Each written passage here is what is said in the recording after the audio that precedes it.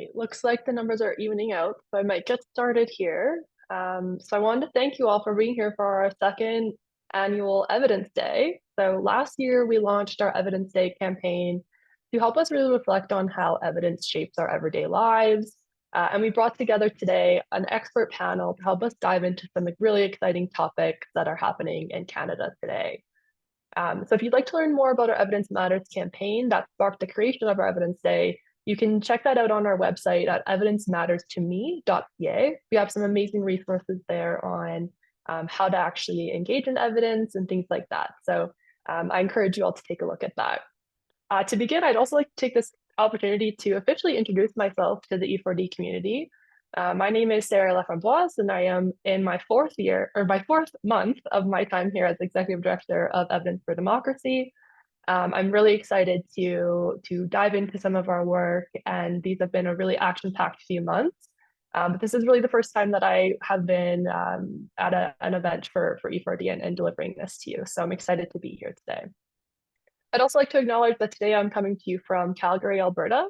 I'd like to acknowledge and pay tribute to the traditional territories of the peoples of Treaty 7, which include the Blackfoot Confederacy, the Tsuut'ina First Nation, the Stoney Nakoda, and the city of Calgary is also home to the Métis Nations of Alberta, Districts 5 and 6. I encourage everyone here to reflect on the land that you're joining us from today. And with that, I'm excited to continue to the event today. To start off, we would like to take this opportunity to announce the inaugural winner of our Evidence Advocates Award. This award celebrates individuals who demonstrate dedication to promoting evidence-informed decision-making in their communities and beyond. And whether they're advocating for science, debunking misinformation, or engaging in meaningful dialogue around pressing issues, we wanted to take this opportunity to shine a spotlight on the unsung heroes of advocacy. We're thrilled to present our very first Evidence Advocate winner for March of 2024, Judith LeBlanc. So Judith was nominated for her bravery in advocating to shed light on an important issue. She played a big role in developing the scientific integrity policies at the Department of Fisheries and Oceans, which has improved evidence-informed decision-making and working conditions for scientists. Judith is the National Steward Officer at the Professional Institute of Public Service Canada, PIPS, and the Science Advisor at Fisheries and Oceans Canada. Those who know Judith know she is a huge champion for all things that we believe in here at E4D. So we're really excited to be able to congratulate her on this award. And now on to today's programming. So as mentioned in the introductions here, we're going to have kind of two back-to-back panels. Each will be about 45 minutes long. And to start, we're going to dive into some issues surrounding artificial intelligence. And we have two incredible panelists here today. So AI continues to evolve and embed itself into our everyday lives. What we're hoping to look into today is what questions does this bring up for democracy? How can AI impact elections and the political process? And how can we educate the public on the impacts of AI?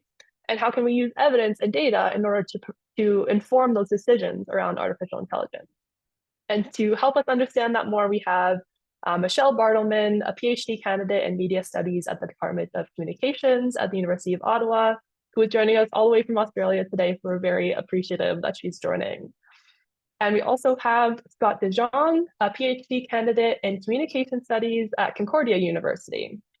So I'm going to invite each of them to give a bit of an introduction about themselves and their work, and they'll share some slides with that. And then we'll dive into some Q&A. So feel free to use the chat box at the bottom to ask any questions that you might have throughout the panel. So I'll invite Michelle to share her screen and give us a bit of an introduction.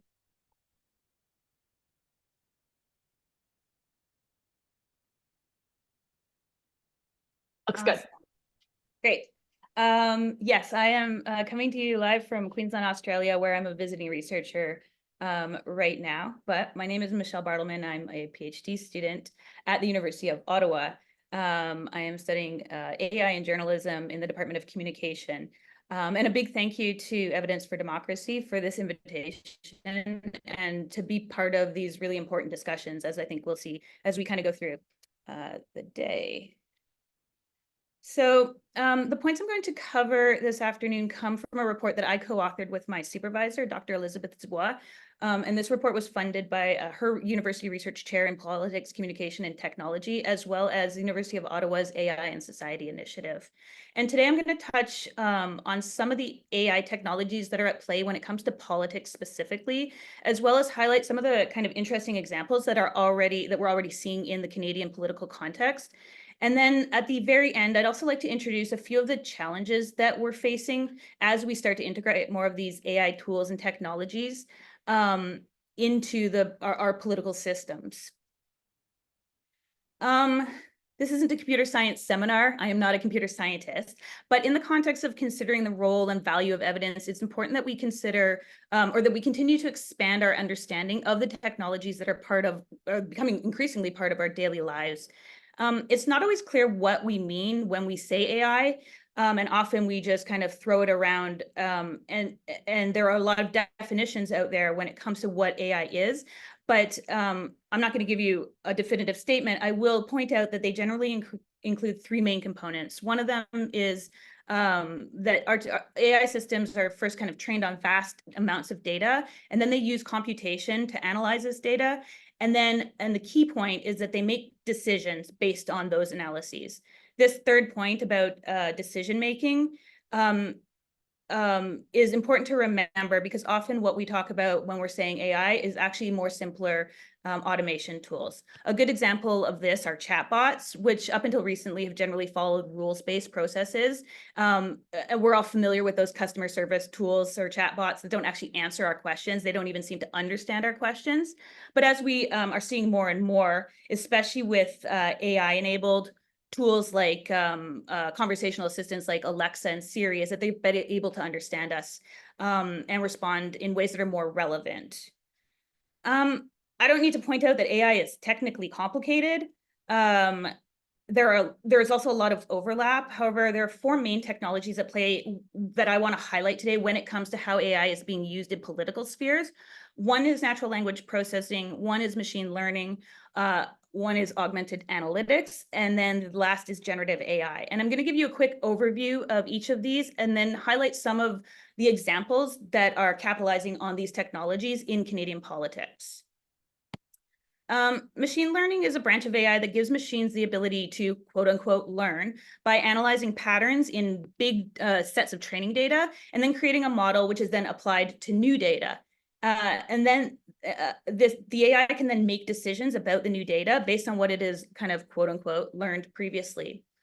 Some of the political uses of machine learning include political polling, more targeted political messaging and political advertising, as well as content moderation.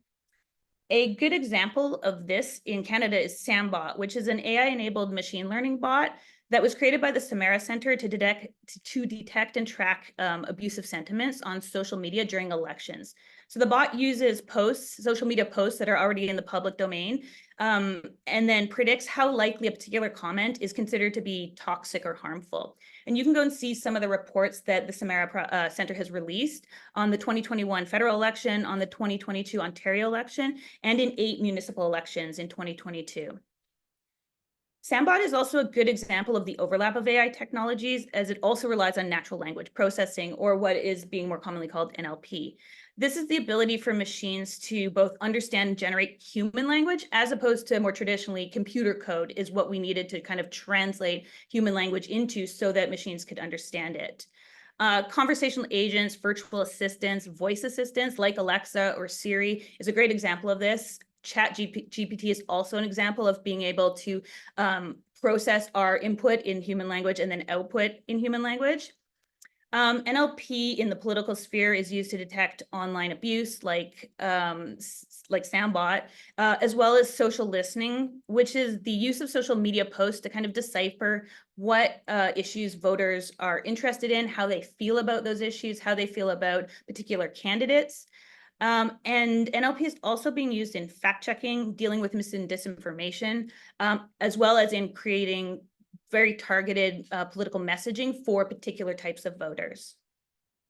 A good example in Canada of NLP is the City of Markham's elections virtual assistant, which it launched ahead of their municipal election in 2022, I think. It gave people the ability to ask questions like, what riding do I live in? Where do I go to vote?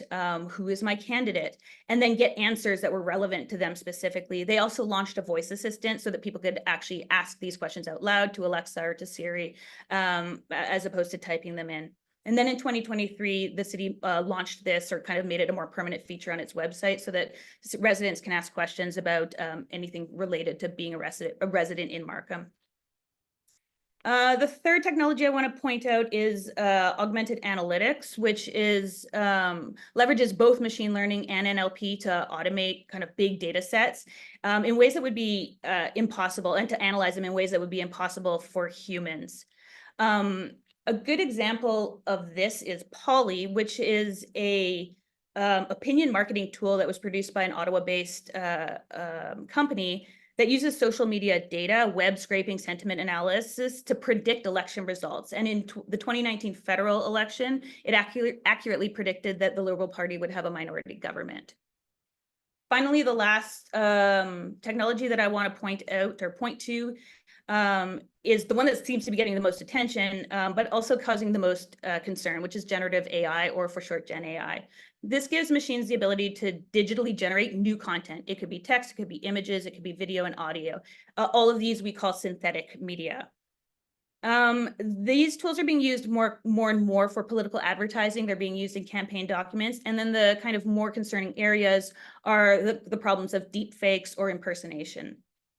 In Canada, this Gen AI presents us with our more interesting case studies. This first one is the Alberta Party, which last year posted a video on its Instagram channel that featured someone just touting the Alberta Party as an option to the other two main parties.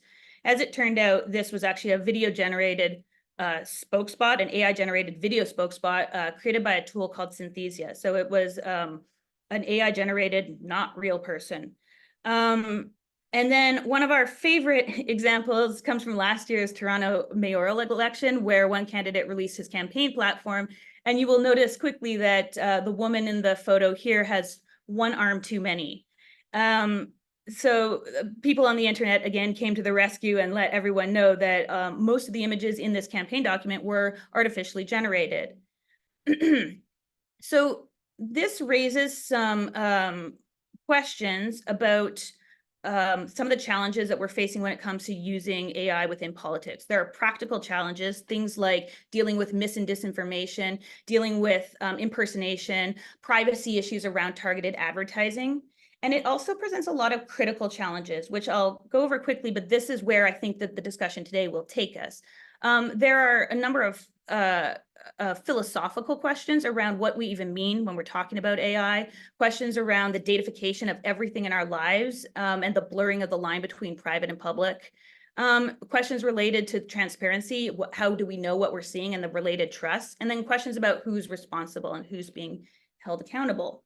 The last thought I want to leave you with is that these types of challenges are why it's important for us to have these events and these discussions, and I hope we'll be able to get more deeply into it. But I want to leave you with this last kind of quote from the very last page of our report, which is the idea that sometimes we're tempted to think of AI as an independent entity with agency. If you look at Sambot, we've even configured him as a tiny little robot. While these tools have some decision-making capability, they're designed by humans, they're built by humans, they're trained by humans. And so it follows that as humans, we can also choose how we want to use these tools. We can choose what guardrails to put in place and how we make these systems transparent and equitable. And I hope that that is more what we'll talk about today. Thank you. Amazing. Thank you, Michelle. Here we go. And Scott, up to you. Okay, I'll just open up a slideshow and share my screen. Please let me know if you're just seeing my notes or anything, but you should just see the PowerPoint. It's awesome. Yeah, you're good. Okay, cool. Hi, everyone. I'm going to kind of just give an overview of the issues that I'm looking at and the work that I do and how it relates to AI, because AI is a big field and there's a lot of dimensions we can go to. So I want to make sure you're situated in who I am and what I'm doing, which is primarily in the field of education. So, who I am, I view myself as an educator, a researcher, and a designer. What that means is I'm teaching people about media literacy and media education within Canada. I'm researching questions to do with media manipulation, specifically focusing around questions of disinformation, fake news, those kind of dimensions. And finally, I'm a designer. I make a lot of games, both physical and digital, that are used as tools in classrooms and libraries to try to teach people about these issues as we're seeing them and make them tangible in people's lives. So I'm going to start today by looking at some of the problems that my work touches on a little bit, and then I'll go into some of the, not solutions, but the things that I'm doing to try to address them. I think it might be overly optimistic to say that I have solutions, perhaps. But obviously, disinformation and fake news is a big one. Michelle did a fantastic job of going over what AI is and generative AI, so I'm not going to kind of double down on those kind of pieces. But when we're talking about them in relationship to disinformation and fake news, there's three main dimensions that I've primarily been interested in the work that I'm doing. So one is the fact that AI allows for rapid content creation. Right, you can use AI and language models to make a ton of content really quickly, which can go out there without much scrutiny. Bots use this really well to have large impacts on different spaces. And finally, generative AI is really hard to detect. A lot of our systems that are trying to detect AI struggle to do so because of the generative nature of the language. A good example, if you're ever bored and you want to see some bots online, you can go to a social media and you can put in quotes, "I'm sorry, comma, I cannot generate," end quote, and you'll get what I have as a screenshot here of a bunch of accounts that are using like AI. Like the one post here even says OpenAI's case policy because it's literally ChatGPT regurgitated into bot accounts on Twitter. But this is a space that there are concerns for. That isn't to say that there aren't some solutions when it comes to specifically disinfo stuff. So we have AI that has been proposed to be able to detect spam, especially repeated messages are easy for AI to kind of pick up. And then a lot of people are writing about human in loop systems, which is kind of a relationship between AI flagging and human checking to determine that content is actually factual and realistic. The accuracy of these systems is obviously still being researched and discussed, but to give you some hope, there are some things being done. The other issue that I've looked at is deepfakes, which is kind of when you use AI alongside other algorithmic technology or video editing technology to alter videos to look a certain way.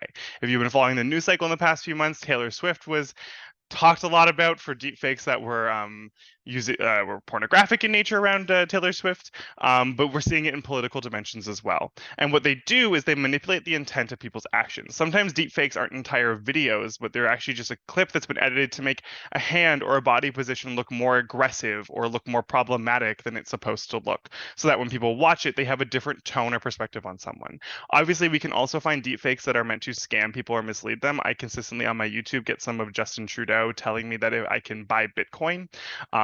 It's not real. Please don't buy Bitcoin from Justin Trudeau if that's a thing that comes across your feed.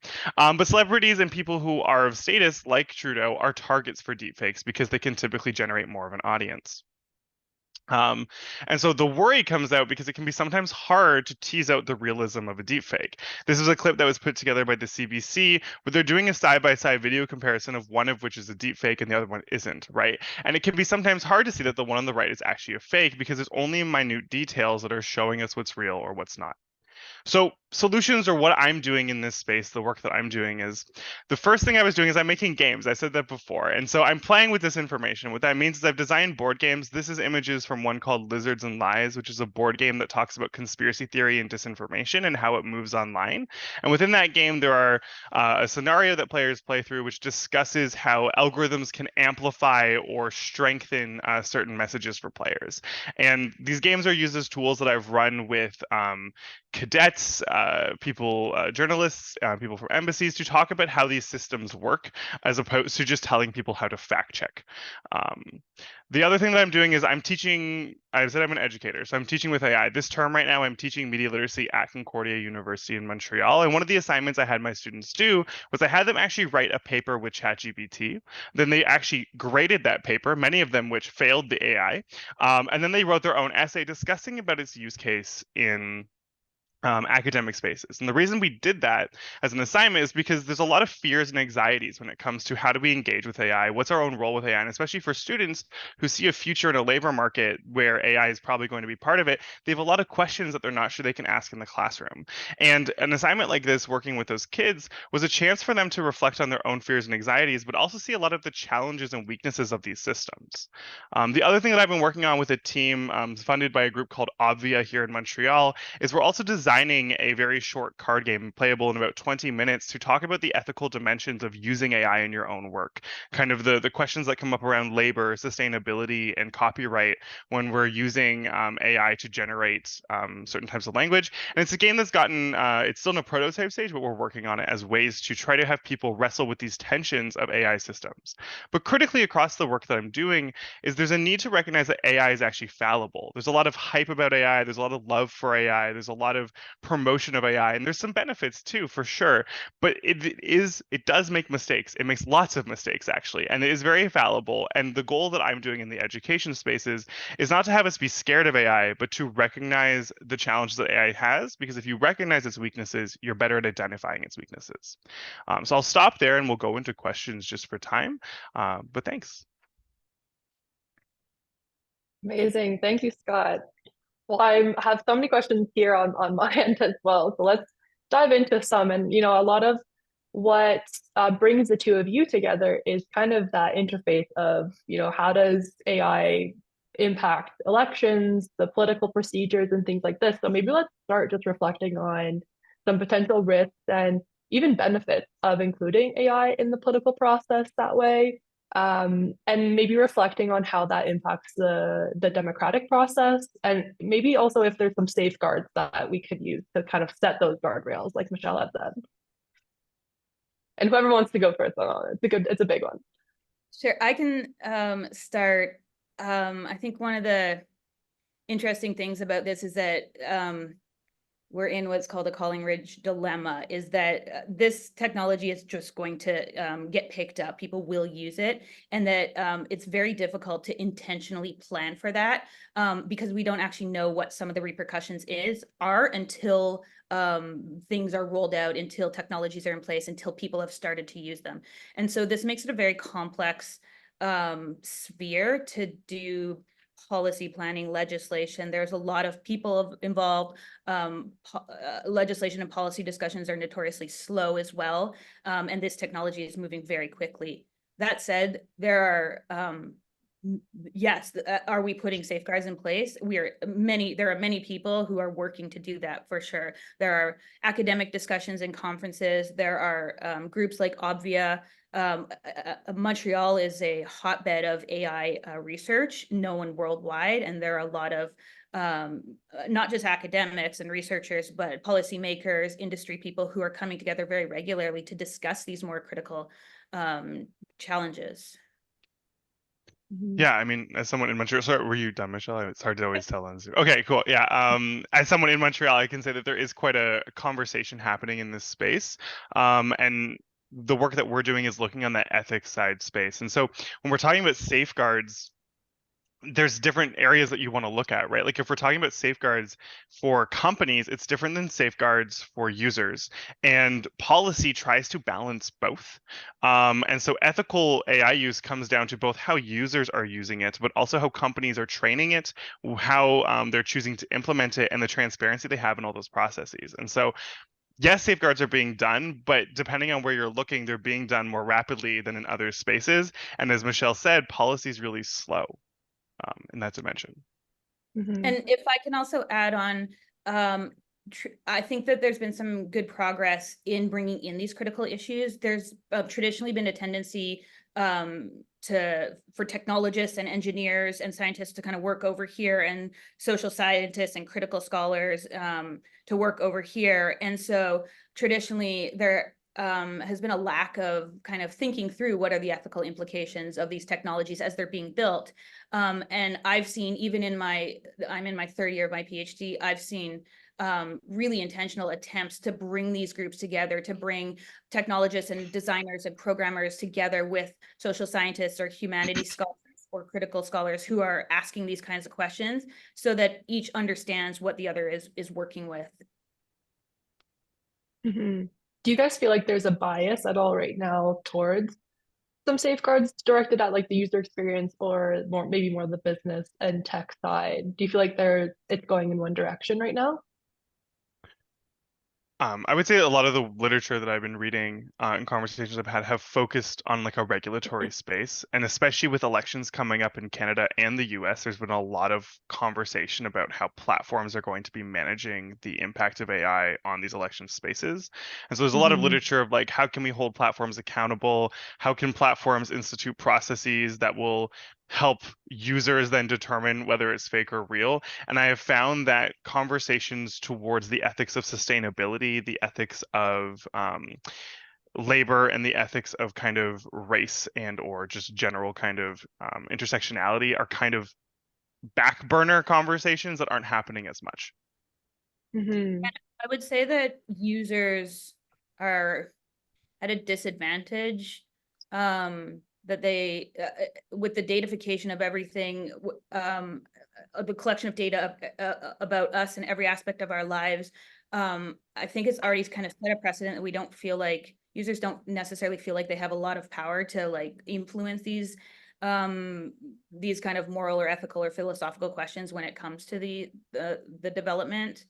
I don't necessarily have a solution to that, other than as we have more discussions and as people are more exposed and understand the technologies and how they're working, that maybe they gain more power. But yeah. Yeah. Mhm. And if we can just sit on like what does a solution mean for a second is actually like a really interesting question, because like the tech companies will tell you that they want a different solution than the users will tell you. And the educators I work with just want answers. Like when I'm talking to high school teachers, they're like, I don't know what to do. Do I just put in like fake text into my assignments so I can like trap my students for using AI? Do I just ban it in my classes? And like people want hard cut answers, like black and white, like this is, do I use AI? Do I not use AI? And when we're talking about the potential and drawbacks of AI, we realize that it's actually a gray zone where we're in this space of transition, this space of development, and this space of growth where trying to come up with a singular solution is a near impossible task. Whereas that's why it's so fractured, and we need visibility across these different spaces. Yeah, fantastic point. I definitely resonate. I feel like I hear that from so many sectors right now. It's like, can we paint this like blanket statement against AI, but it's so much more complicated and there's so many more nuances within it. Mhm. I want to lean in on the deepfake side for a sec because, Scott, you brought that up in your presentation, and this is something that I think has been getting a lot of media attention and in the course of, election cycles and things like this. But I'm curious what role you think deepfakes will play in, let's say, the next election in Canada, and what maybe suggestions you might have to people to identify differences or take a more active role from that like user end. Yeah, I mean, deepfakes have been a challenge for a while now. They're just kind of up again because we're in an election year, and generative Yeah. AI allows the creation of AI videos potentially easier and more efficiently and faster.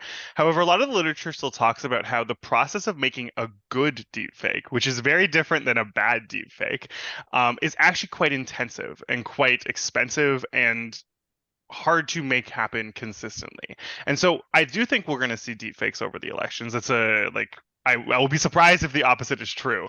But the number of good and effective deepfakes, I actually think will be quite low. Now, because it's an election and because people know who the runners are, they have time to make those really stylized, effective deepfake videos. But for the most part, if you see a deepfake, it's going to be much simpler, much smaller, uh, but still a concern. Like I'm not saying that to say that it's not a concern, but I'm saying the level in which we're going to like I worry when we say that deepfakes are going to be everywhere, because then you have a state where public starts going, well, if everything's a deepfake, I can't trust anything and I shouldn't then engage at all. And that's the actual larger concern that I have, is that the fear of deepfakes, the fear of AI within the public eye means that they're less likely to trust any source.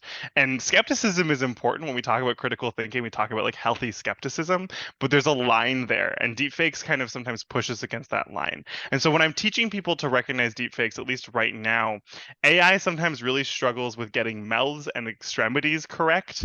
So like fingers and lips sometimes don't always line up to the audio that you're using, or the hand movements that are there, but it still takes a critical eye to do it. And so the actual advice that we have is like I talk to students about like how we can look for those things. But more critically, if you're seeing like a clip of a video, try to find the extended video and see if the clip lines up. Because a lot of the time the deepfakes aren't going to be shared by like the mainstream news outlets. Sometimes they can get picked up if they're really, really good. But they're going to be shared on like Telegram channels or smaller kind of clips on TikTok or Reels. And so it's about recognizing where they're actually coming from to see if it's actually real. I just had a conversation with my mom about Kate Middleton and a deep fake that she saw, and we broke it down together because she just come across on her TikTok feed, right? And so it's about drawing to the source itself, which is a big ask for people, and that's the other challenge that media literacy has. Mm-hmm.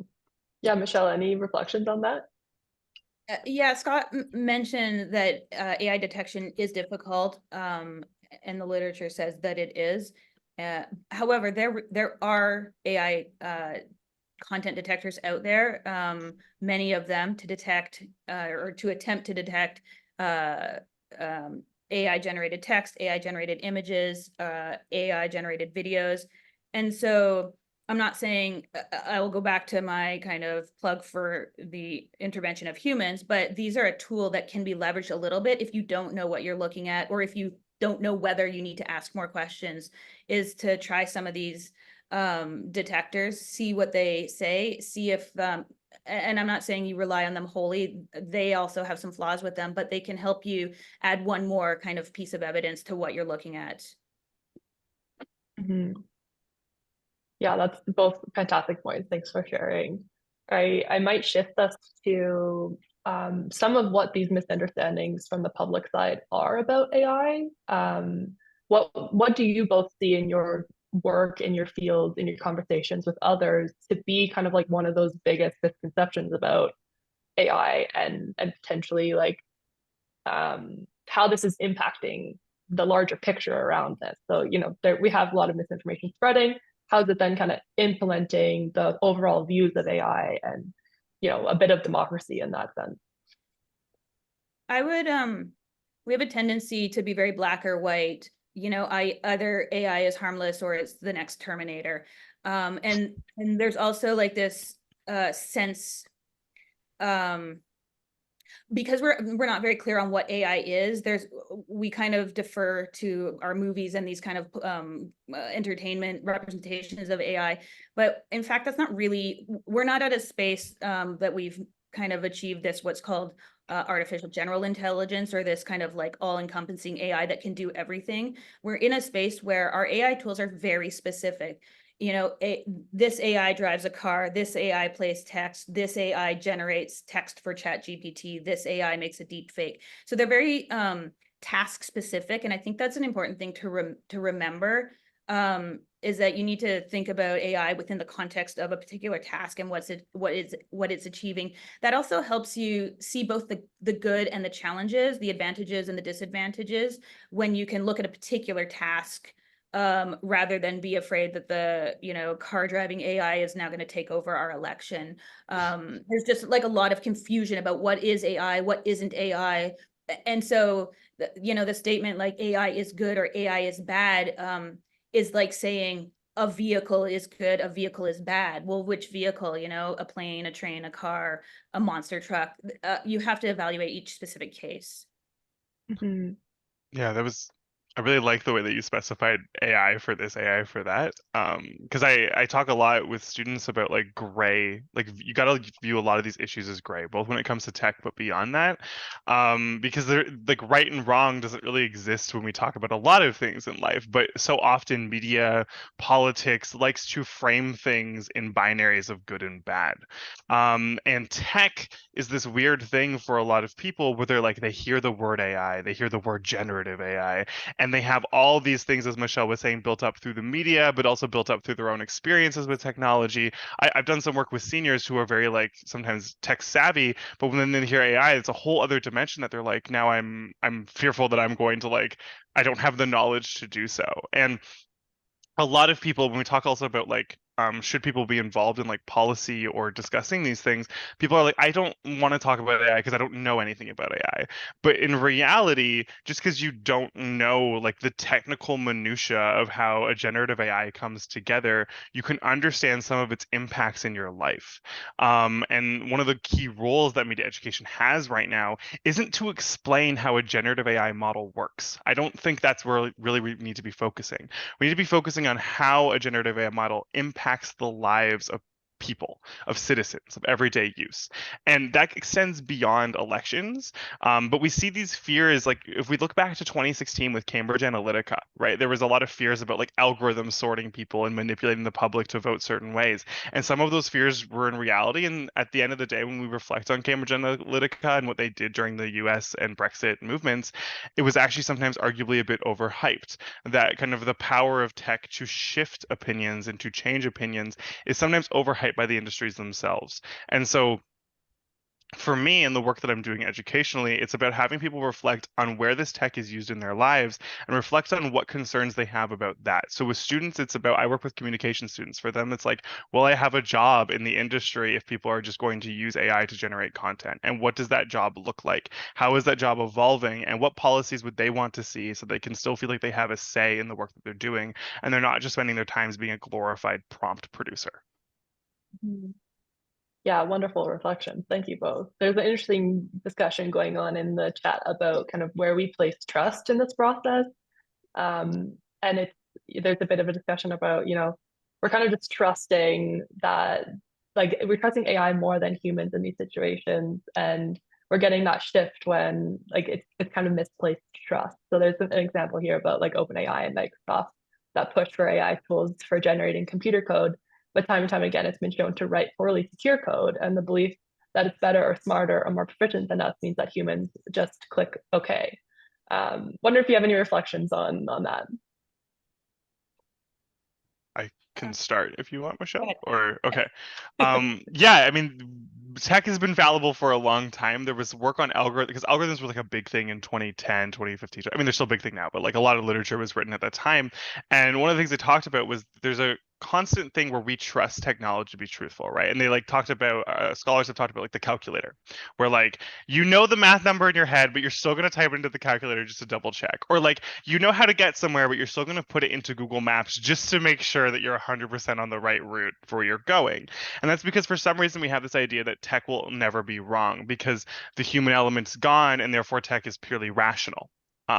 But in reality, especially when it comes to how these systems work, like when you look at Gen AI and how it's using statistical probability to put things together, it's not going to give you necessarily the right answers, right? Like AI hallucinates. It's going to give us correct things, or it's going to sometimes give us the simplest answer for a complex question.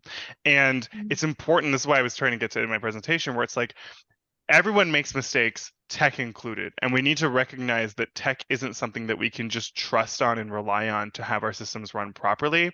I talk about this a lot because I get really frustrated when I keep seeing people making like educational AI like tutors where they're like, we can teach your kid through just an AI. And I'm like, that is we should not be putting the onus of how we learn, how we develop our knowledge of the world on a technology, because the technology is going to just kind of regurgitate the content that's there. Yes, it's generatively doing it through statistical probabilities and a minutia of other things, but the human element, despite us being wrong sometimes, is still an important factor for building up experiences, knowledge, and trust in our spaces.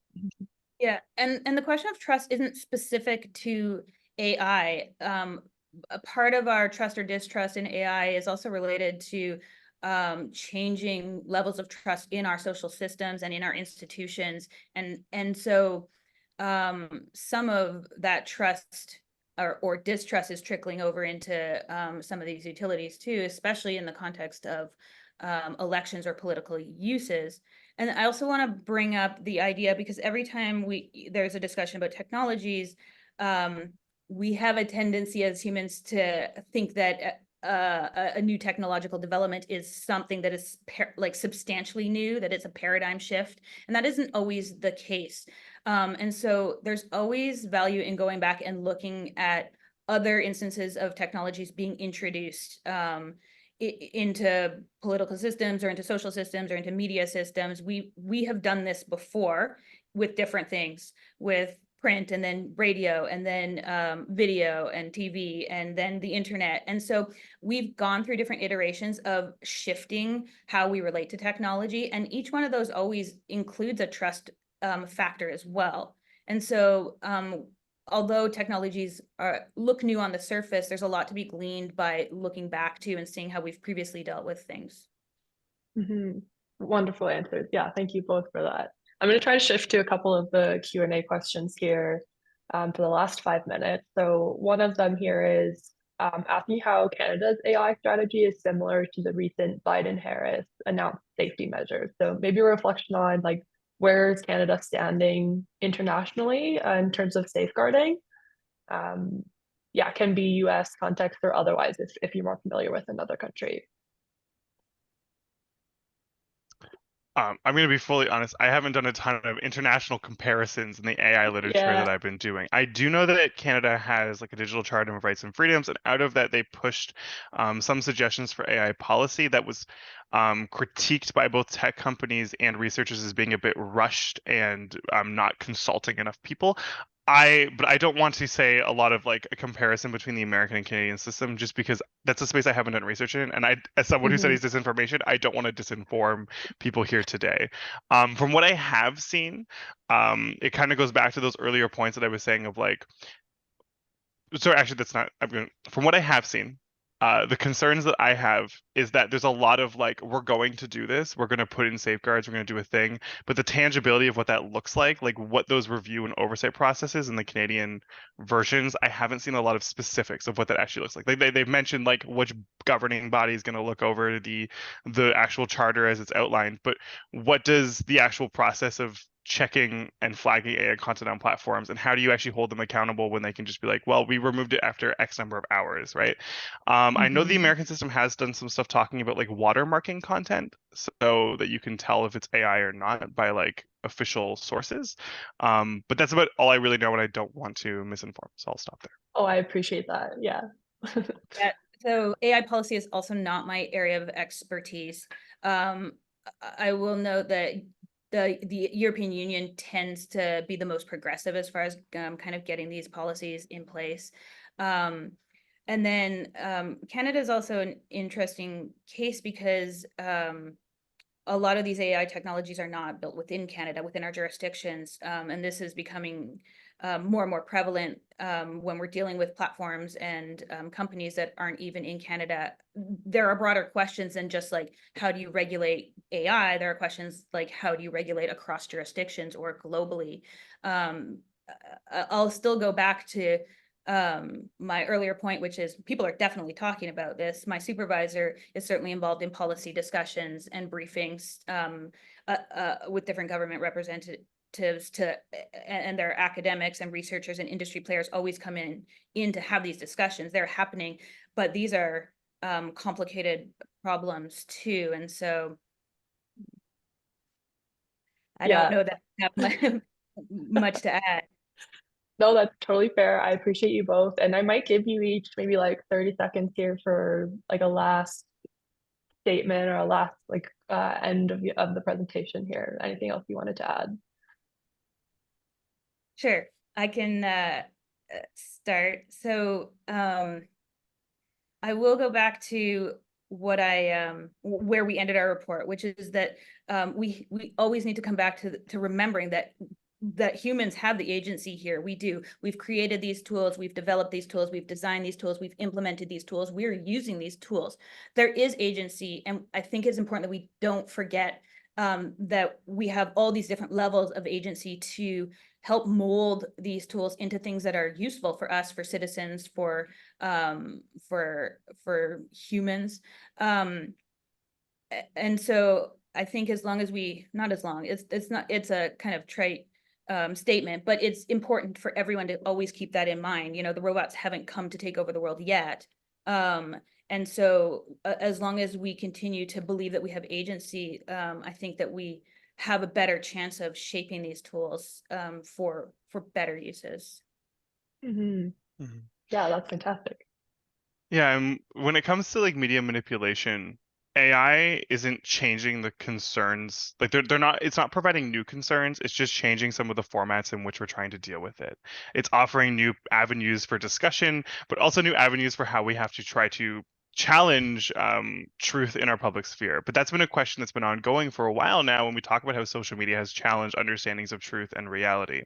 And so for me and the work that I'm doing, there's also an important conversation to be having about AI, not just for how it's manipulating kind of our mindsets and perspectives, but also the conversation that comes back to our own lives and our labor with AI, and thinking about how our own uses, both as citizens and beyond, can impact kind of future developments of AI. Because every time we're working with AI, we're also feeding into AI. And so there's a lot of ethics that come into AI, and sometimes we get hung up on like AI is going to mislead and misguide us, but also think about how our engagements with AI are also shaping the directions and futures that we're engaging with. And those are futures that have a lot of promise and potential, but they also have futures that have a lot of potential drawbacks. And so being critical in the work that we're doing with AI is the key for at least the spaces that I'm in. And I encourage you to sit in that as well. Wow, thank you both so much. That was fantastic. And I certainly learned lots and enjoyed this discussion. There's lots of want and desire to learn more about both of your research. So if you guys want to share some links in the chat, I think that the group would probably enjoy that. And there was some asked for some examples, and you guys can both look at the Q&A questions there, and you can, if you have any thoughts on any of those, you can type an answer there, I believe. Yeah, feel free to share anything in the chat after the discussion today. But I wanted to just thank you both so much for being a part of this. And I can tell from the action in our in the chat box here that everyone really enjoyed it. So thank you. Thank you. I'm Thank looking you. forward to the next one. Perfect. All right, so we will shift gears a little bit now to our next panel, which has similar resonance. So we're going to be still on our theme of, the use of evidence in informed practices and policies, but we're going to shift gears to climate change and climate action now. So today we're going to discuss now a little bit about how does evidence-informed practices and policies shape our approach to climate strategies. And this is, in the field of wildfire management and prevention, carbon pricing, and more. Conversations around climate change are also increasingly littered with this information. So we also want to reflect a little bit about how evidence can steer discussions and the narrative towards collective action. So I'm very excited to invite our two speakers to put their cameras on now. I'll introduce you both briefly, and then you'll have time to introduce yourselves. So first up, we have Dr. Delta Merner. She is joining us as a lead scientist for the Science Hub for Climate Litigation at the Union of Concerned Scientists in the United States. And we have Jonathan Arnold, who is acting director of Clean Growth at the Canadian Climate Institute. And I'll invite Delta to introduce herself first here. Wonderful. Thank you so much. I am going to share my screen now and really just kind of jump into the conversation that I'm hoping to have today.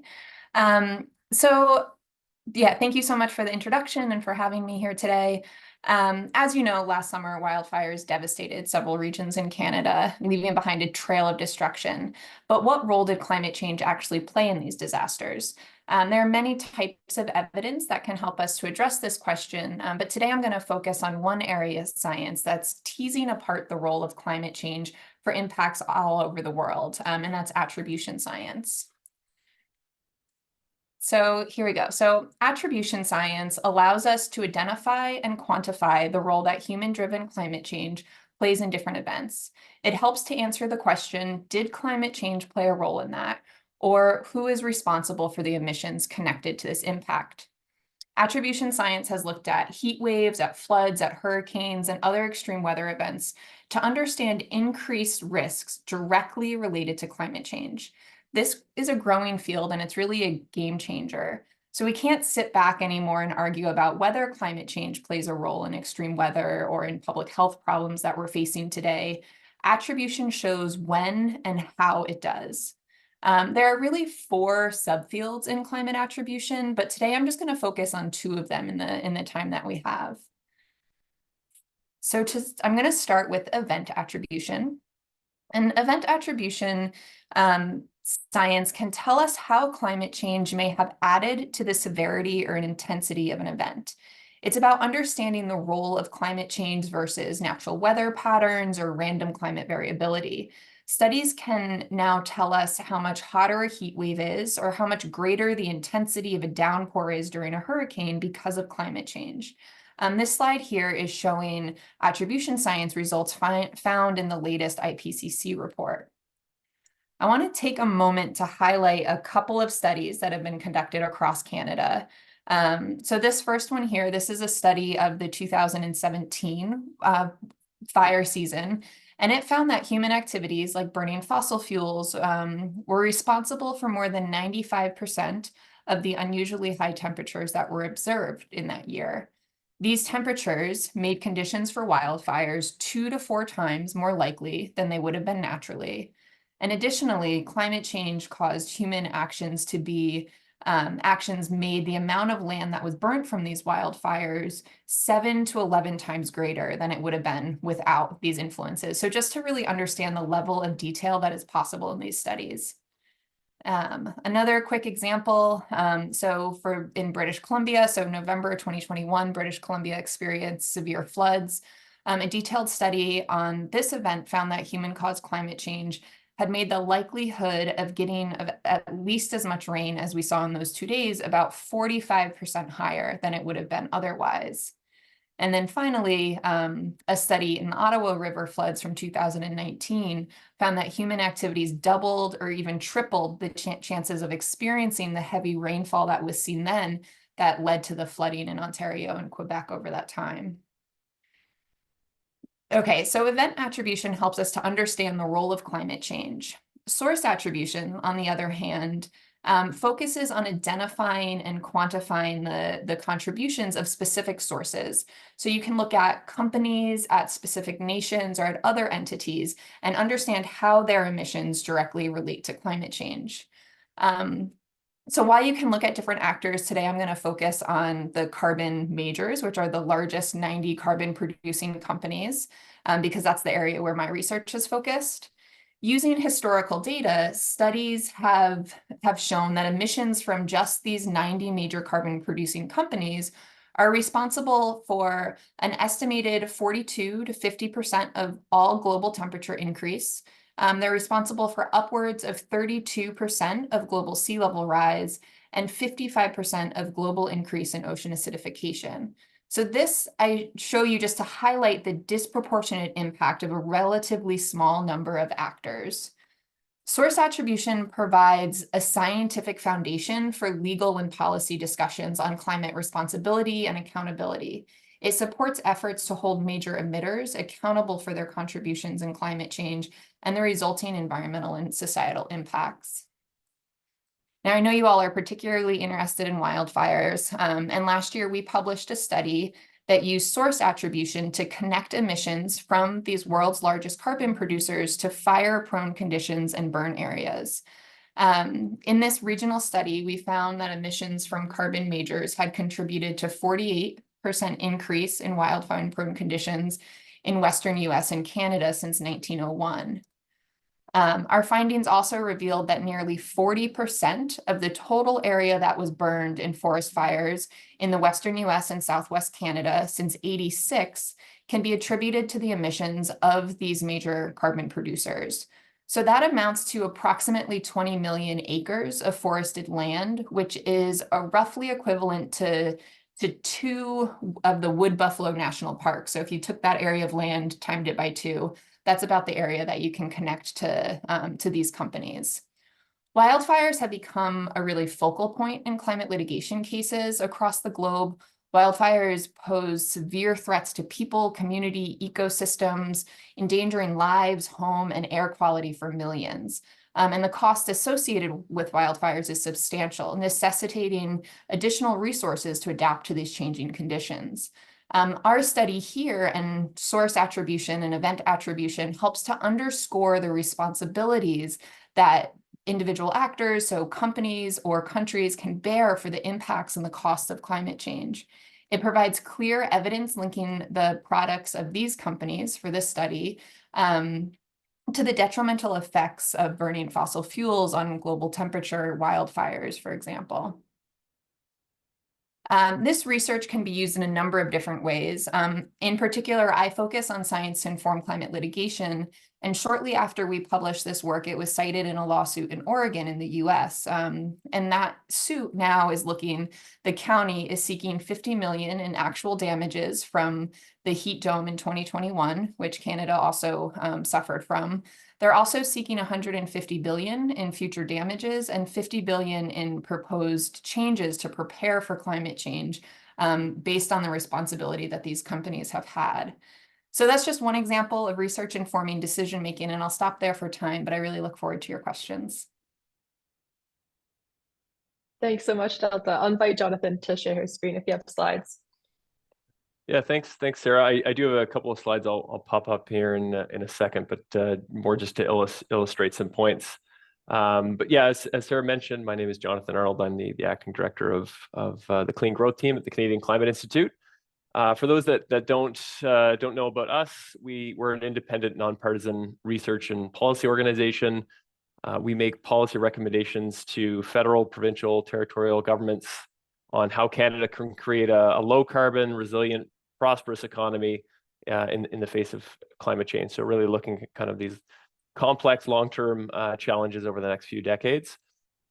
The question of governance, I think, is important here, and I think we can come back to it. So maybe I'll just say a point about that. But I think it's really central to the credibility of how evidence is created and communicated. So even though it's extremely boring, the governance of organizations that deal in data and deal in evidence, I think, is extremely important. And again, yeah, happy to come back to that in a little bit. But talking a little bit about how we use evidence in our work, I mean, data and evidence are the foundation to everything we do at CCI. We in fact have a distinct team. It's called the 44 Megatons Initiative that is specifically set up to track data, historical data, as well as kind of plot out Canada's trajectory to its net zero target and 2030 target. So I'd encourage everyone to check that out if you haven't looked at that already. I think one of the biggest challenges that we face in the work that we do at the Institute, and I think what a lot of people face within the realm of climate policy, is just that historical data is really a poor representation of how climate and the economy are going to be changing in the future. So that really means that we as researchers and as think tanks and just as people involved in this space, it's incumbent on us to use a lot of different creative mixed methods with how we go about data collection and data analysis. So as I mentioned, historical data certainly plays into the work we do. That can only take you so far. So therefore, we do a lot of modeling. We do a lot of forecasting, scenario analysis, to basically do a lot of what if scenarios to see what the future could look like, kind of depending on how you toggle certain assumptions about the future. And then we also do a lot of qualitative research in the work that we do at the Institute, whether it be surveys, semi-structured interviews, workshops. All of that it comes together in terms of how we come at a particular issue or how we release a particular report. Storytelling and data visualization are also super important to what we do, and we put a lot of effort into that at the Institute. You can put as many facts and figures in front of people, but ultimately we are humans, and we are I think more prone to or more influenced by stories and how that data is packaged together and the messages that come out of that. The other point I'd like to make too is just that the work we do at the Institute, we're very aware of the limitations of what is considered quote unquote evidence and how evidence gets generated and by whom. I think that I think there's a danger in a lot of the work done by climate researchers, which comes from a very Western-centric perspective. And so at the Institute, we actively try to weave in other perspectives. We have a whole stream of research based on Indigenous perspectives, which we try to weave into our work as well. So really trying to recognize the blind spots of more traditional Western-centric research methods to really make sure that we're looking at who is collecting the evidence and how that evidence is generated. I thought I'd throw up a few slides just to show a few examples of some of the recent work that we've done, which I think helps illustrate the points here, and also how our work gets translated into policy recommendations. So let me just blow this up a little bit here. So this work comes from a report we did in 2021 on the clean growth team called Sink or Swim. And what we're trying to do in this report is look at how the global energy transition could affect the Canadian economy. And so for this, and this is just a really good example of the types of tools we use, we stress tested Canadian publicly traded companies under different energy transition scenarios to basically test their balance sheets to see how exposed they were, basically how emissions intensive they were, how changes in demand were going to affect their products in the future. So this visual here just shows you the range of profitability changes in different sectors across the country in a 1.5 degree scenario, and I can explain that later if there are questions. But basically a very ambitious climate scenario. And so it breaks down the three buckets of types of activities. So you have those on the left-hand side that have a clear opportunity in transition. A lot of these would not be surprising, but biofuels, batteries and storage, clean electricity, solar, wind, those types of things. Those that have potential opportunity, so these are Canada's emissions intensive sectors, where depending on where they are on their emissions will greatly depend or greatly influence how they come out on the other side in the transition. So you have a very wide range of companies that do really well and those that don't do well, depending on how significantly they can reduce their emissions. Then lastly, the sectors on the right-hand side that have a limited opportunity, and this is primarily because we're able to see that it's the decline in demand for fossil fuels, for example, that is the reason why some of these companies may be facing bankruptcy by 2050 if they don't transform what they're doing or the businesses that they run. So we were actually able to disaggregate what was influencing the balance sheets of these companies in the transition. So that was just one tool that we used in this analysis. In the same report, we were also able to identify the communities that were going to be extremely vulnerable to this transition.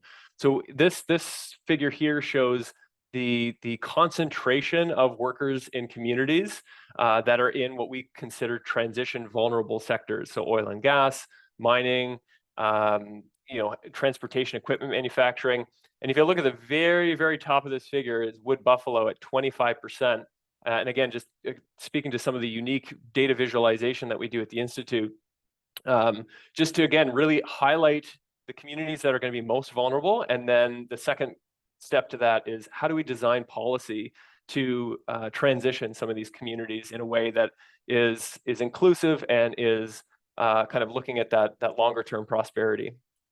Lastly, I'll just show you some of the other forward-looking analysis that we do. And this is another point I wanted to share is that it's a lot easier to see the risks facing Canada's economy as it relates to climate change. And it's a lot harder to see where the opportunities might be. So we also did some analysis looking at where the activity was taking place in the investment community across these different emerging markets. And you see some of them here, like clean hydrogen and building technologies.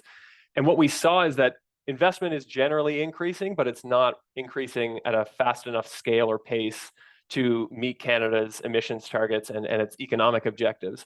So this data was also very critical to the policy recommendations that came out of this report. So that's just a very small flavor of some of the work we've done recently in the work that we do on the clean growth team. But just in the interest of time, I'll stop there and happy to get more into the question and answer. Yeah, thank you so much, Jonathan. This is fantastic. And, I can't help but reflect for a first question here, because you both kind of mentioned the visual side of data and the storytelling elements. And it kind of bleeds into how people perceive data based off of how it's presented to them. I'm wondering if you have a reflection, both of you in your fields, what role does that play in kind of making the case for the different types of data. So storytelling, the way that the data looks. And, I might also just add that this is also a way that data is weaponized in the other direction as well, right? It can be misconstrued in these same ways that we use to help communicate things better. So I'm curious if you have a reflection on, how data is typically presented on climate change. This is a big topic. Yeah, I can start. It is typically really difficult to present that data, and it's one of those. It's really fascinating because climate change is incredibly complex, right? The systems that we're dealing with have a ton of different factors to show the models, and even in a number of the questions that I got, I was kind of like, okay, but what are the methods, right? And throwing up the equations, throwing up the charts of the model runs don't necessarily communicate well the work that happened, but there's this thin line, right? Where if you don't present that, then you have folks that are asking, what is the science behind it? And it gets into the dis and misinformation that we were talking about before, right? Like, why should you just trust that information that I'm telling you or that any scientist is telling you is accurate? I think there have been some really important images over time in climate science, that some critical graphs that have helped to communicate it, that are kind of the key graphs in the field, and people keep pointing back to them to kind of normalize what has been seen in those graphs and help people to understand those things. And that's important, but it's also, again, really wonky. And as scientists, we're not very good at communicating to folks outside of the scientific field, and it's a huge area for growth. And I know for me personally, when I talk to media or to larger groups, I generally have my comms team help me so that they can hear what I'm saying and say, oh, that's way too wonky. Like, that doesn't quite make sense. Like, that's not a great way to present that. But yeah, it's a really thin line between the oversimplification and having like too much nuance. Mm-hmm. Yeah, I agree with Dr. Murner's comments, both that it's really hard, and also you need to have a very good communications team that works with researchers to figure out how to relay the messages that you think the data shows, and still maintaining the accuracy and the robustness of the methodology and the nuance and the complexity and all of that. And I think that's where it's really clear that this is an art form, in terms of, yes, you have, the hard cold facts on one side, but how you translate that and communicate that is definitely in art form. And just, I think a very good example of this from our side is, the debate around carbon pricing is it was already quite hot, but it's even hotter in these last few weeks. And we were able to get out some analysis, and this was analysis that we had originally planned to do later in the spring, but we really rushed it because it was timely and we wanted to get it out there. But the question was, well, how significant is carbon pricing in terms of reducing emissions? So we had done lots of robust modeling with an outfit here in Vancouver called Navius Research, and we came out with some new analysis last week that fed directly into the conversation. What was really interesting is that those numbers were interpreted differently depending on what side of the debate people were on. So I think that still speaks to this challenge that we all have, in that no matter how hard you try, your data and analysis will always be at risk of being kind of taken to support perspectives that you didn't really intend to, or at least ways that you didn't necessarily see. So I mean, I think that there are certainly things that we can do as researchers to get ahead of that, and some of that is just simply having empathy and trying to understand where audiences are coming from, to kind of really demonstrate the robustness of the data and evidence that we're trying to convey. But I think it does also relate back to this point I made at the top about governance and about credibility. We work hard at the Institute to be an independent source of information on climate, and that doesn't necessarily go 100% of the way in convincing people of your point or your data, but I think it certainly plays a part in that. Yeah, I'd love to delve into that actually, because I was just looking at your carbon price data this morning, and very topical right now given the federal politics of it all. But I think one of your first comments back on a post from the Climate Institute on Twitter was, "Okay, but how are you funded?"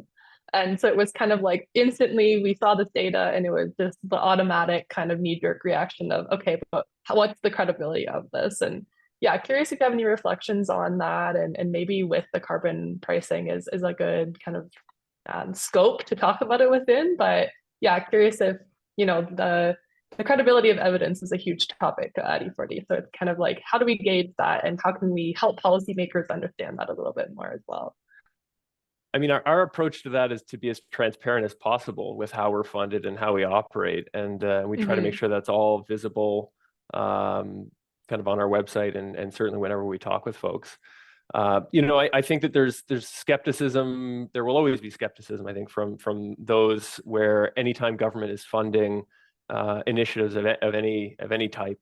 But I think that think tanks and NGOs are critical to civil society, and kind of having different perspectives from industry and from finance and from other parts of the decision-making ecosystem. So I'd be the first to kind of defend the need and rationale for that type of funding for think tanks like us, because we serve an objective that is very different from industry, and is very different from government, and very different from academia. So it's like that's typically where I go whenever question on those types of things. But transparency by far and away is I think the best cure to that.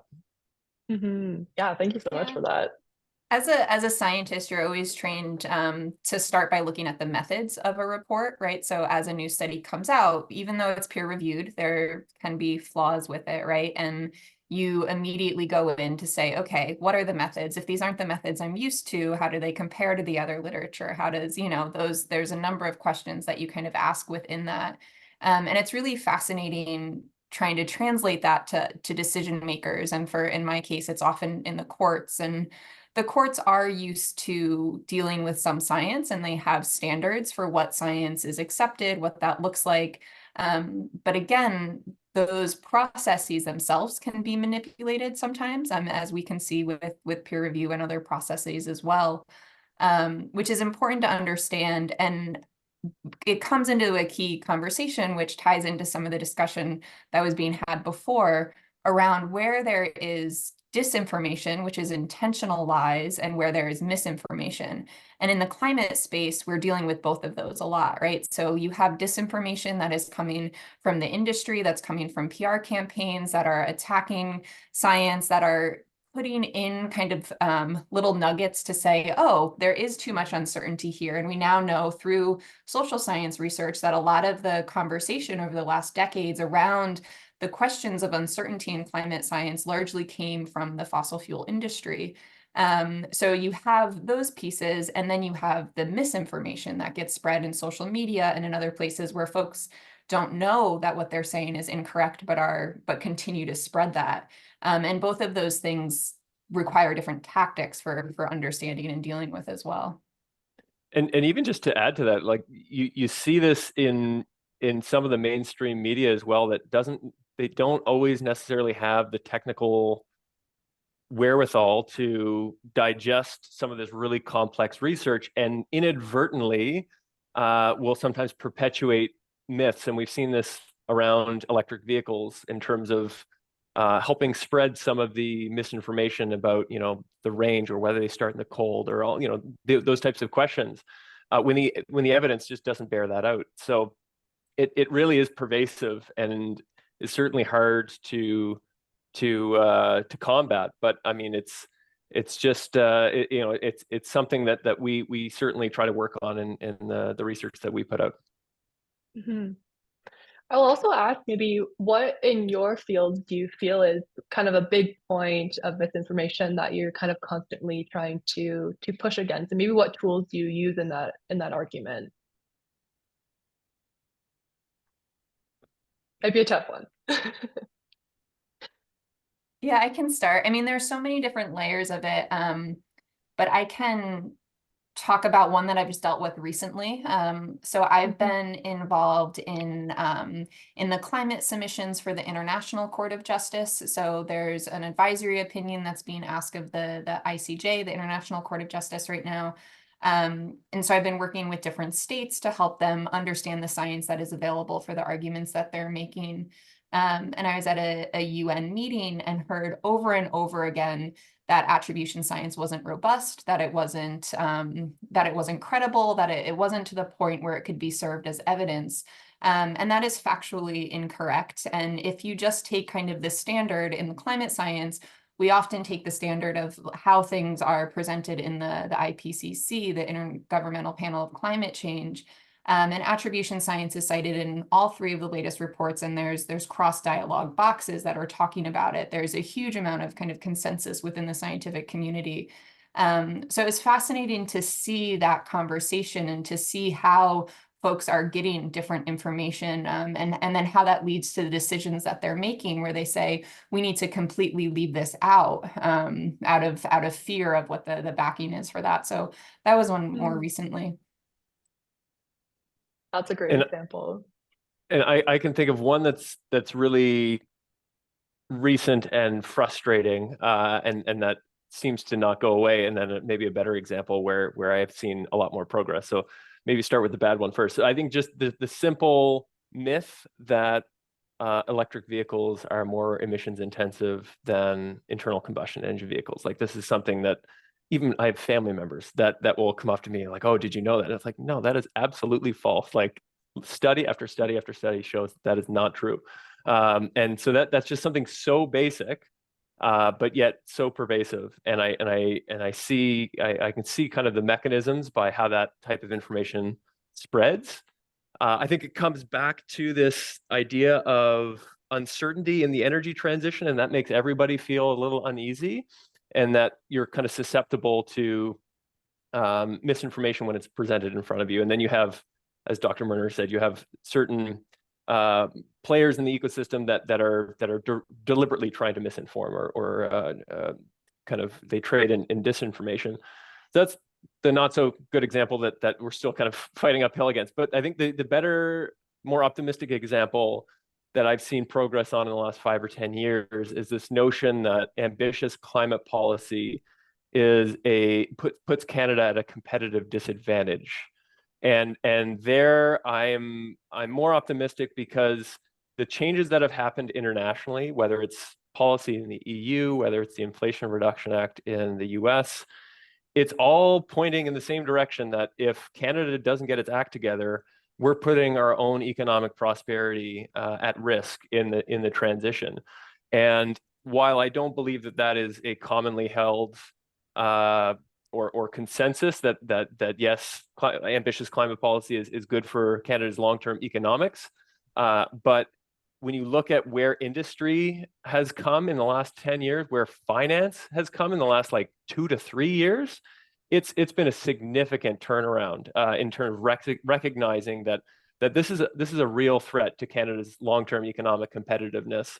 So that's one where I'm more optimistic, and it's taken some time, but it's certainly more of a positive outcome on that side. Yeah, thank you. I'm curious to shift gears a little bit to kind of that trajectory of evidence into action a little bit. So if we start on the evidence side, we can, and I'll pose this question to you, is, how do we ensure that we have communities and people who have lived experience in being impacted by the climate crisis? How do we kind of include them in these discussions at the evidence stage? So, Jonathan, you talked about incorporating some Indigenous knowledge into like the type of information that you're processing and the type of evidence. And I'm just curious how we can be a bit more interdisciplinary and include diverse sources of evidence in that first stage of compiling evidence. Yeah, I can start on that. As part of the report writing process at the Institute, or basically any major piece of research that we're doing, we do a justice, equity, diversity, and inclusion analysis. And we do this on the front end intentionally So we try to find the blind spots in the research that we're undertaking, both kind of where the data exists, where it doesn't exist, and then that then informs our research methods.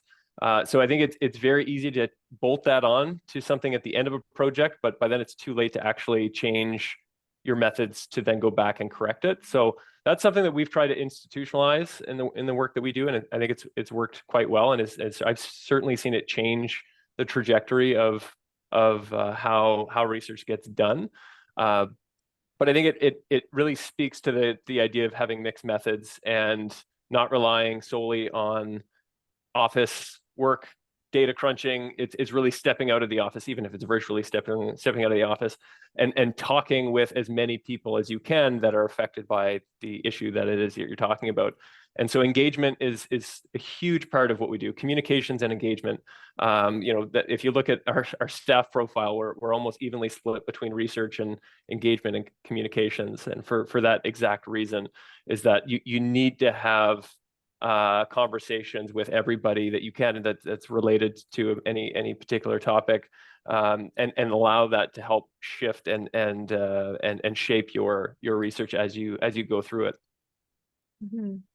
Yeah, and Delta, you brought up that great example of like the tangible kind of outcomes of the community that were able to mobilize evidence. Like, I'm wondering if you have any reflections on that as well. Yeah, there's a number of different ways to start to talk about this. I think one of the things to add on to what Jonathan is saying is that we also have to understand where the limitations of Western science are, so that we're not just talking about how to include Indigenous voices into Western science or into Western policymaking, but really see where the two need to inform each other side by side, right? So in the scientific space, we often talk about like, okay, like how can we use this knowledge to inform our science? So like I was talking with a Native community who was talking, there was a grandmother who was in her 90s, and she was saying that, there was a flood that had happened and it had never happened in her lifetime, right? So I can translate that to say, okay, this is a 1 in a 99-year event at the very least, right? I can translate that into Western science, but there's also knowledge that it's not about translating. It's about the fact that there's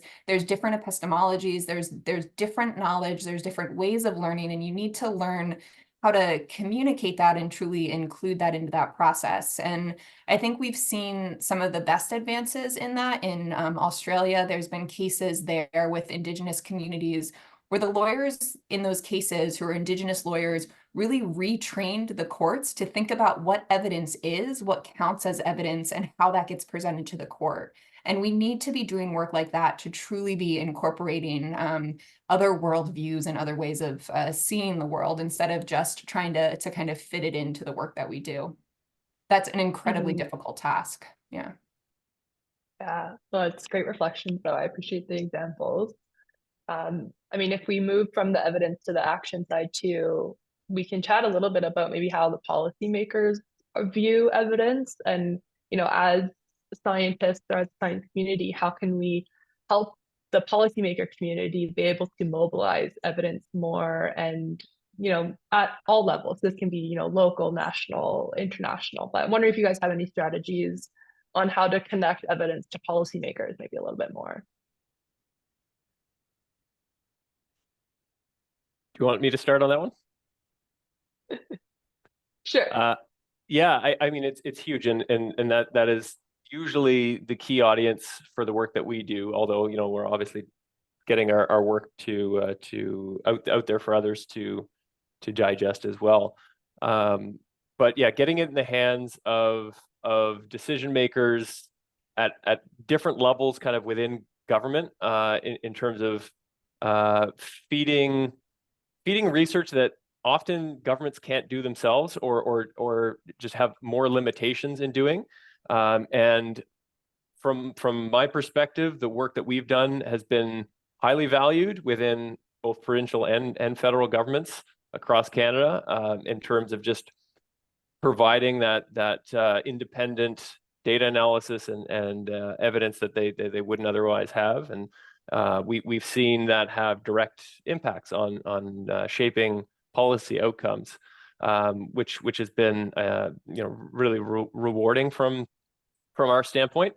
But yeah, I think that there are challenges there. I mean, when I first came out of grad school, the picture was very different federally in terms of the openness to receiving evidence and data from external sources. So that was, around 2012, 2014.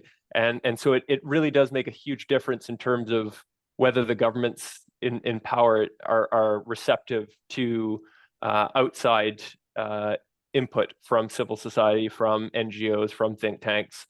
So that plays a huge role too. But thankfully, we've been in a period, I think, generally, mostly across the country, where there's been a receptivity to these types of reports that we do and the type of evidence that we generate. Yeah, I think alongside that, one thing to say is I do think over the last decade, the last 15 years, we've seen huge advances in scientists being willing to engage in the policy process and policy understanding the value of science for that process, which is really important to note. For that, I do think it's important that you have kind of engagement with policymakers early and often, that scientists are understanding from kind of the beginning of their training what it means to engage in those spaces, and that it's clear what the opportunities are and how you can actually take that step into doing that type of work.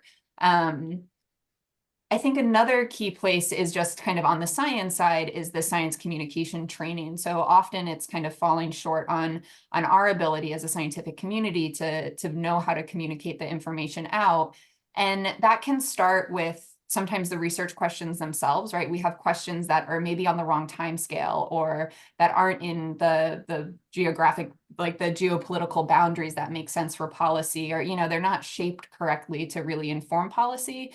And we need to ask ourselves some of those questions. And I think the early days of climate science, that was something that really set us back, because climate science, you're looking at centuries, right? So then it was really hard to have policymakers want to engage in that. And we needed to understand kind of what those trends were over the next century. But we needed to then ask questions that were much more relevant to the policy and the litigation space for it to stick and for it to become a conversation. Yeah. Mm-hmm. Yeah, that was great reflections. I appreciate that very much. We're in the last couple of minutes, so I'm going to give each of you maybe 30 seconds to a minute to just give some closing remarks or anything that you wanted to touch on today that you didn't get a chance to. Might start with Jonathan. Yeah, thanks. Yeah, I think the only thing I would add, and this comes back to the point of the uncertainty in the transition, what it means for Canada, what it means for jobs and employment, and how people are going to make a living in the energy transition, and then layered on top of that, how people receive evidence and make their decisions based on that evidence. In a lot of cases, what makes me optimistic is that people will see the benefit of a lot of these technologies that will be part of the energy transition because it will make their lives better, not necessarily because it will reduce their emissions. And it's unfortunate to say that from kind of a climate policy wonk, but at the end of the day, it's the user experience of people. It's people realizing that having a heat pump on their home will make indoor air temperature cleaner and more comfortable. It's driving an electric vehicle is simply a better user experience than driving an internal combustion vehicle. A lot of these technologies are just going to be better and more convenient. And I think that is where the evidence will bear out, and people will just see it from their own lived experience, and then that will trickle from person to person, from family to family, community to community, and I think that gives me a sense of optimism. Mm-hmm. Thanks, Jonathan. Yeah, I think similarly to say that, so much of the climate movement, it feels like it's been about like the fear of what's happening. And I think what's important to remember is that we're in an exciting moment. Folks overwhelmingly understand, and unfortunately, often because they're experiencing the impacts of climate change. But we have a window where we can still act, where we can turn those experiences and the science that can help to back up what is happening with those experiences into action. We have the opportunity to create the conditions for change. And with that, I think what's so key is understanding that the barriers that we're facing today aren't really technological. You know, it's political will. It's about the actions that we're taking and that our governments are taking, mostly our governments and the larger actors. But the moment now is to inform that and to move that forward. Excellent. Well, that was fantastic, and we're right on time to end up here. Huge thank you to Jonathan and Delta for joining us today. I think this really did a great job of rounding out the event today. So I appreciate you both. And thank you to Michelle and Scott and to all of you for coming today. I appreciate you all being here for our second annual Evidence Day. And with that, I will bid you a long weekend. Enjoy your holidays, and I hope you all have a great weekend. Bye, everyone. Thanks.